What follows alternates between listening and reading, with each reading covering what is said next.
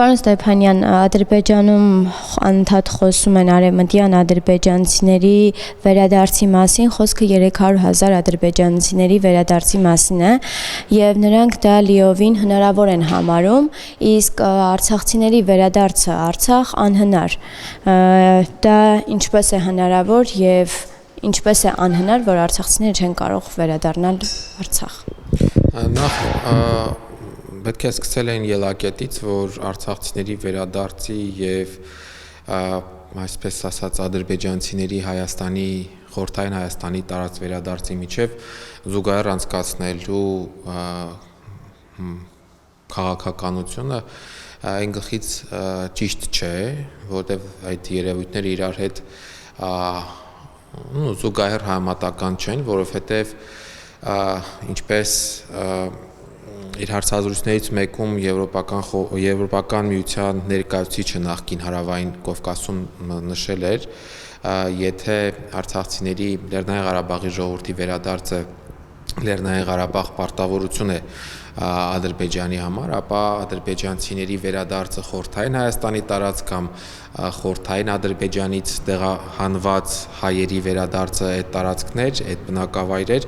դա զուտ բանակցային նյութ կարող է լինել, քննարկման նյութ։ Այսինքն այս երկու երևույթների միջև տարբերությունը շատ հստակ է եւ մենք պետք է գիտակցենք, այդ թվում նաեւ Հայաստանի իշխանությունները եւ կառավարությունը։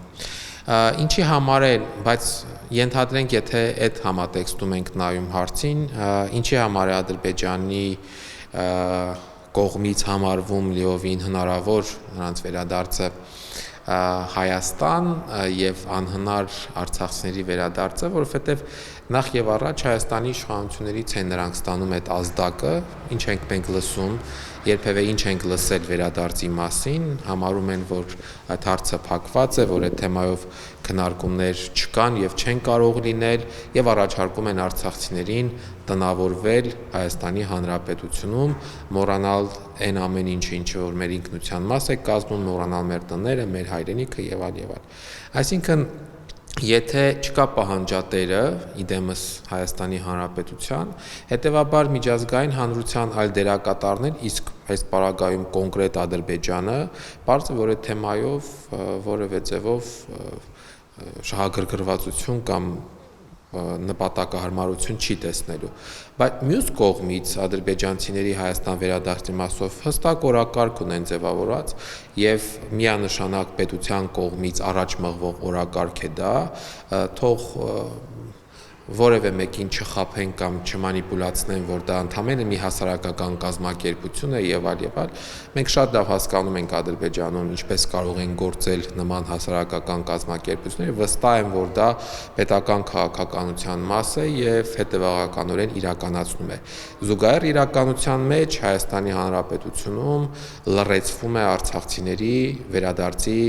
թեման, լրացվում են կամ ճնշում են գործադրում բոլոր այն անձանց կամ ինստիտուտների նկատմամբ, ովքեր որ փորձում են դրա մասին խոսել։ Այդ թվում օրինակ ես այդ նույն համատեքստում եմ տեսնում հայրաքելական եկեղեցու դեմ սկսված արշավը, որը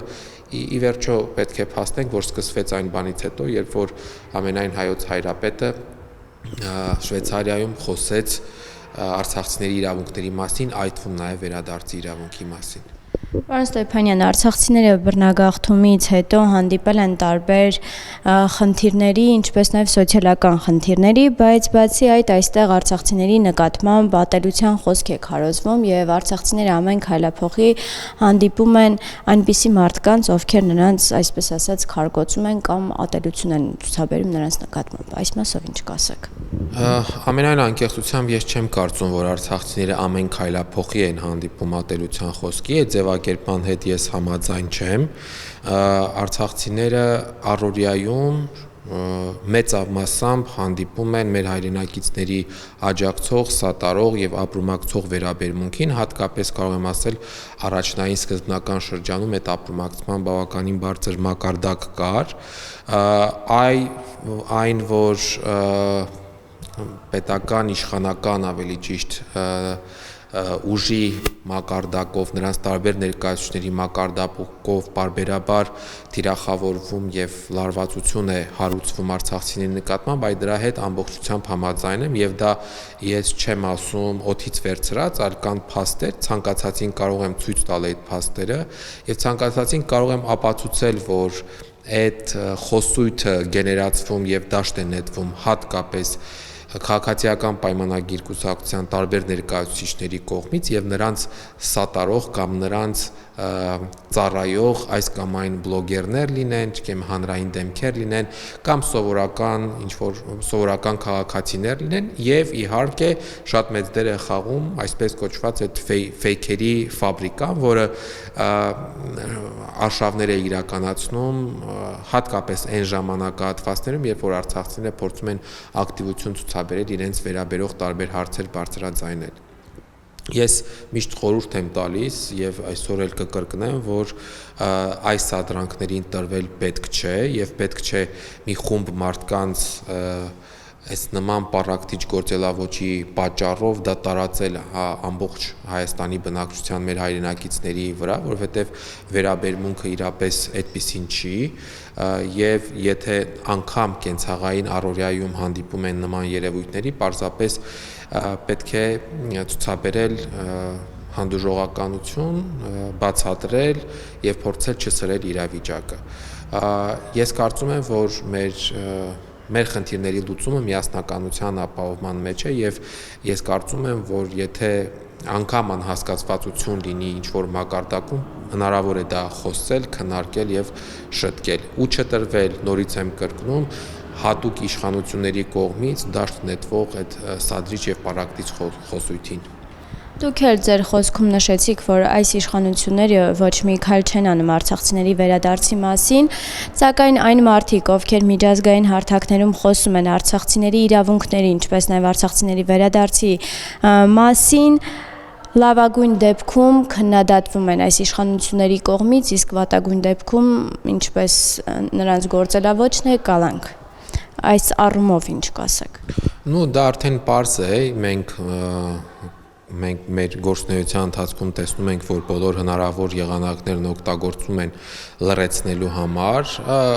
լինի դա կալանք, լինի դա ճնշում, լինի դա, չգիտեմ, կեղծ ինչ-որ կազմակերպություններ ստեղծել, փոխեցելով դրանով ոչ թե լրացնել, այլ ինչ-որ այլ իրականություն ներկայացնել արցախցիների վերաբերյալ Ցավոք սրտի սա է իրականությունը, սա է այն իրավիճակը, որում մենք փորձում ենք գործունեություն ծավալել եւ սրան զուգահեռ ունենք բարեկամներ, գործընկերներ, թե հայկական սփյուռքում, թե ոչ հայկական շրջանակներում արտասահմանյան, օրինակ վերջերս Հայաստանում էր նույն քրիստոնեական համերաշխություն կազմակերպության ներկայացուցիչները, որոնք շատ ակտիվ են կոնկրետ տարբեր երկրներում Շվեյցարիա, Ամերիկա, արցախցիների հարցերը, խնդիրները եւ նրանց իրավունքները բարձրաձայնելու հարցում ենք, փորձում ենք այս իրավիճակից ելնելով համագործակցել, աշխատել մեր այդ բարեկամների եւ մեր սփյուռքյան հայրենակիցների հետ։ Հաշվի առնելով իրավիճակի ողջ ողբերգությունը, իրավիճակի ողջ տխրությունը, այնուամենայնիվ գիտակցելով, որ տրվել դրան եւ ոչինչ չանելը ճիշտ չի։ Ասել, որ մեծ հաջողություններ կամ մեծ արդյունքներ կա, ճիշտ չէ, որովհետեւ իրականում նման իրավիճակում նման ակնկալիքներ ունենալն էլ ճիշտ չի, բայց այն որ հույս ունենք, որ ինչ որ պահի շատ ավելի մեծ հնարավորություններ կարող ենք ունենալ աշխատելու եւ մեր ձայնը տեղ հասցնելու, դրանում առնվազն ուզում ենք հուսալ, որ նման իրավիճակ ունենալու ենք։ Այս իշխանությունները անդադ խոսում են խաղաղության մասին, ասում են խաղաղություն կնքենք, խաղաղության համաձայնագիր, որտեղ չկա Արցախ բառը, որտեղ չկա արցախցիներ, նրանք վախենում են այդ բառը օգտագործելուց, որպեսզի հանկարծ չնեղացնեն Ալիևին։ Այս պարագայում ինչ խաղաղության մասին կարող է խոսքը գնալ։ Գիտեք, այո, մենք տեսնում ենք, որ երբ որ անգամ մեր կողմից Արցախի ոչ միայն Արցախի ներկայացուցիչների կողմից, այլ առհասարակ դաշտում, երբ որ մարդ է հայտնում, որ խոսում է, որ այդ խաղաղությունը պետք է ինտեգրի նաև Արցախի ժողովրդի իրավունքների արդարացի հասցեագրման հարցը, միանգամից թիրախավորում են, սկսում են մեր ու ձեր անել, սկսում են, չգիտեմ, ասել, որ դրանով սպառնալիք եք ստեղծում Հայաստանի Հանրապետության համար, սա քարոզչական թեզ է, որ մշակվել եւ իրականացում է իշխանական տարբեր ներկայացուցիչների կողմից եւ որի հետ ես անձամբ հաշտ չեմ եւ որևէ ձևով համաձայն չեմ։ Ես ունեմ համոզմունք եւ ես կարծում եմ, որ համաշխարհային պատմությունն է դա ցույց տվել, որ համատարած անարդարության վրա հիմնված խաղաղությունը մեծ հաշվով չի կարող երկարատև եւ կայուն լինել եւ այդ առումով եթե տարածաշրջանում խաղաղություն պետք է լինի կայուն երկարատև, ապա այն պարտադիր պետք է հասցեագրի համար մեկ տուժած ազգաբնակչության իրավունքները, այսինքն արցախահայության, Արցախի ժողովրդի իրավունքները։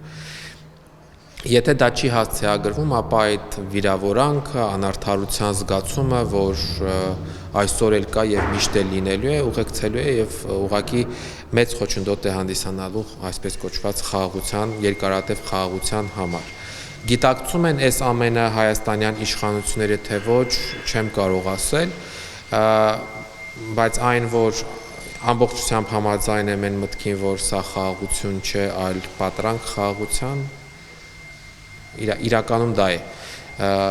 Եվ նաև տեսեք, քաղաքասարակության ներկայացուցիչների փոխադարձ այցեր եղան, ես ուղղակի խորհուրդ կտամ մարդկանց ծանոթանալ ադրբեջանական տիրույթում տարածվող մեկնաբանությունները այդ այցերի վերաբերյալ եւ տեսնել արդյոք այդ մեկնաբանությունները խաղաղության մասին են խոսում կամ առնվազն խաղաղության հակվածության մասին են խոսում թե ոչ։ Իմ խորին համոզմունքն է, որ ոչ։ Այսինքն ժողովուրդը անգամ այս ամեն ինչից հետո ադրբեջանական ժողովուրդը շարունակում է տոտալ ատելությամբ վերաբերել հայ ժողովրդին, շարունակում է նոր պահանջներ ներկայացնել Հայաստանի նկատմամբ եւ որևէ ձևով այդ ամեն ինչը խաղաղության հետ աղերս չունի։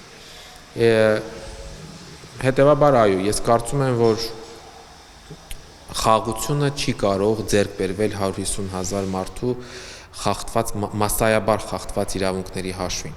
Այն պետք է որոշակի արդարության տարեր ունենա, որը այս պարագայում իսպառ բացակայում է։